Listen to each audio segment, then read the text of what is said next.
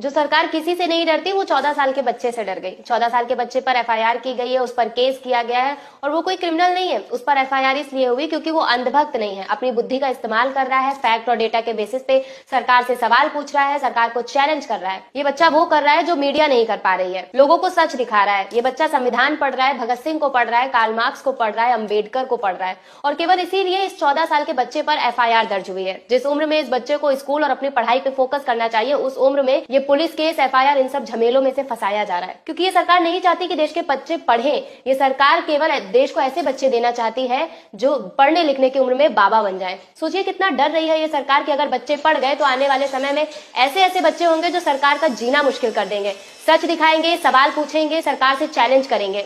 ये बच्चे इंडिया का फ्यूचर है। ईमानदारी से बताइए आपको कैसे बच्चे चाहिए, ऐसे या फिर ऐसे?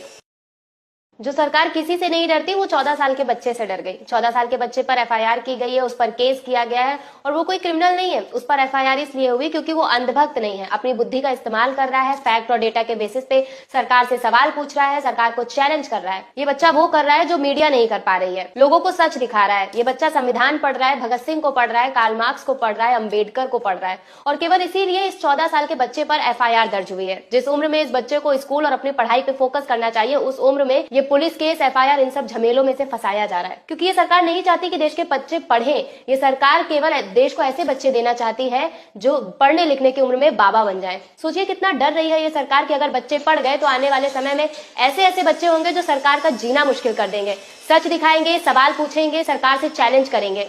ये बच्चे इंडिया का फ्यूचर है। ईमानदारी से बताइए आपको कैसे बच्चे चाहिए, ऐसे या फिर ऐसे?